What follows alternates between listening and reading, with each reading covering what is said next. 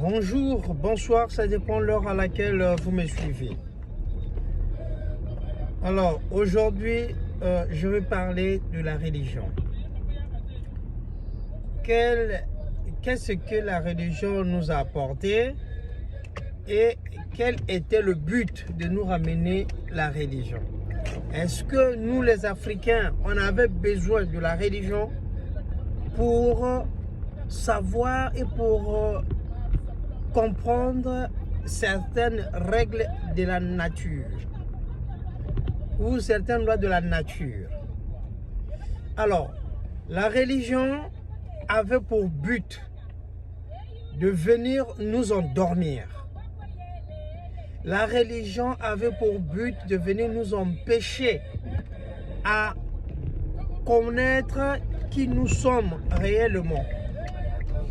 Qui nous sommes réellement, quels étaient nos pouvoirs. C'est-à-dire le pouvoir que Congo a mis en nous. À la création. Parce qu'on dit que le Créateur nous a fait à son image. Voilà. Donc, nous avons une partie du Créateur en nous. Et alors, eux, ils sont venus pour nous empêcher, pour nous endormir avec la religion. Parce que la religion, c'est un groupe. Parce que la religion, c'est un groupe qui vous impose une façon de réfléchir, la manière de réfléchir, d'appréhender la vie. La religion, vous n'êtes pas libre. Oui, vous n'êtes pas libre. J'entends les gens que oui, je suis libre. Non, vous n'êtes pas libre. Parce que, prenons le cas, par exemple, quand j'étais dans les églises, alors, une fois, nous sommes partis à un mariage. Pendant le mariage, les gens buvaient comme ils voulaient, mais ceux de l'église, avec la présence du soi-disant pasteur, un aventurier, pasteur, les gens ne pouvaient pas prendre de l'alcool. Vous voyez déjà un exemple. Ah, le pasteur est là-bas, il ne peut pas prendre l'alcool parce que son pasteur est là. Est-ce que ta vie dépend du pasteur? Mais moi, j'avais pris ma bière et tout le monde me regardait. À l'époque, quand je prenais la bière, bien sûr. Les gens me regardaient quand je prenais de l'alcool. Ma femme aussi m'a servi de l'alcool sans complexe. Et les gens étaient là en train de me regarder. On me regarde, on regarde le pasteur. C'est comme si on me disait que, ah, t'as vu le pasteur? Mais moi, je m'en fous du pasteur. Parce que c'est pas lui qui dirige ma vie. Vous voyez?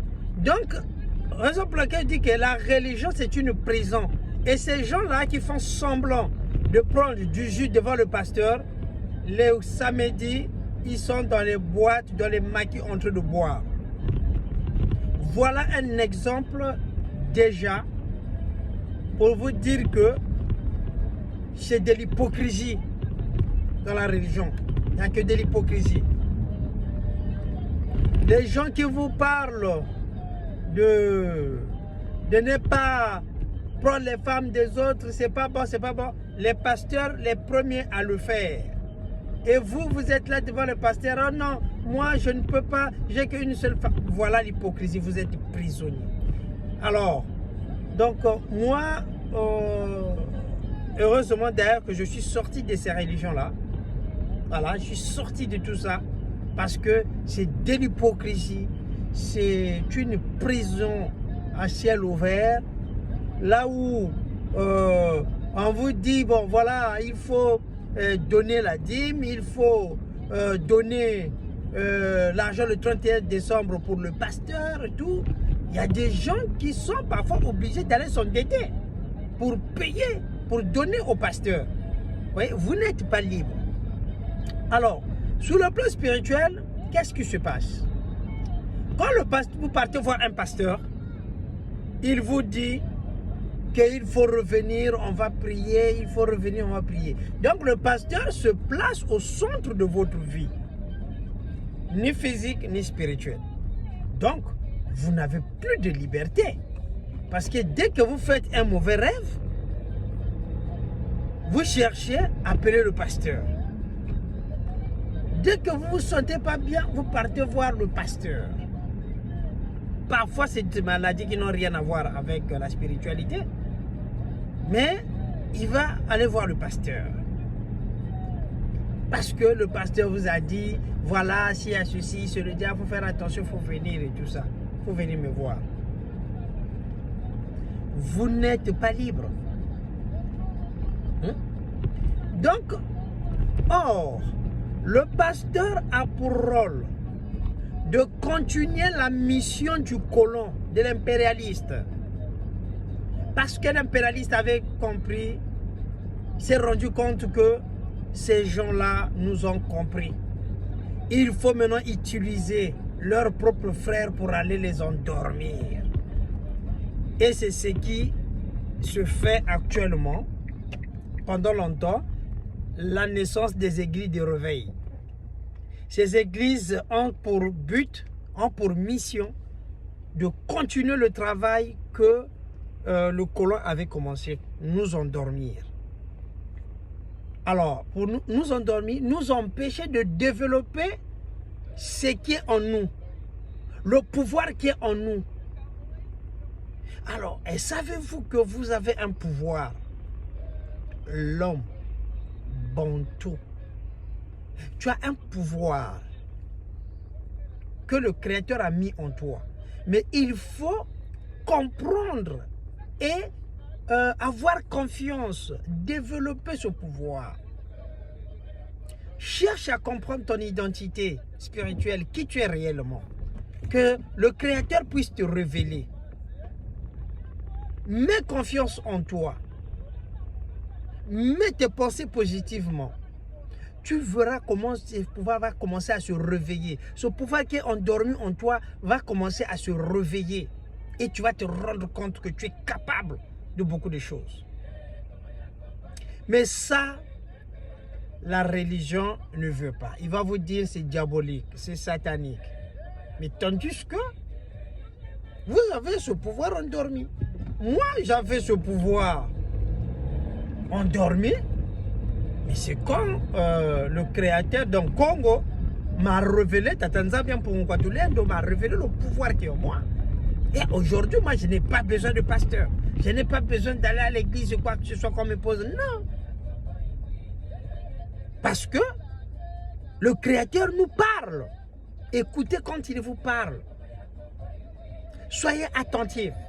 Développez cette intimité avec lui. Vous allez vous rendre compte que les religions sont venues nous enfumer. Et eux-mêmes, quand ils disent dans Psaume 83, détruisons-le jusqu'à ce qu'ils ne puissent plus reconnaître qui ils sont. Mais ils parlent de qui? Mais ils parlent du peuple Congo. Qu'il faut aller les détruire, les effacer leur mémoire, qu'ils ne sachent pas qui ils sont. Mais vous-même regardez un peu la vérité en face. C'est ce qu'ils nous ont fait. C'est ce qu'ils nous ont fait. Ils ont montré qu'au monde que les Noirs, c'est des gens de basse classe, le Noir est inférieur, le Noir est ceci. Mais parce qu'ils savent ce qui en nous est très fort. Que spirituellement, nous sommes des Congos. Nous avons l'esprit Congo. Donc, ce message, j'interpelle au peuple africain. Je vous appelle. Réveillez-vous. Le temps de réveil de Yakongo est arrivé. Écoutez encore cette chanson. J'aime bien cette chanson. Parce qu'on dit que le temps de Congo est arrivé. Hein? Le temps de Congo est arrivé. L'heure du verseau, c'est la vérité. Donc, tout ce qui était caché sera révélé. Donc, tant pis pour ceux qui vont refuser à chercher à connaître qui ils sont. J'encourage ceux qui sont dans la démarche de la spiritualité. Matondo.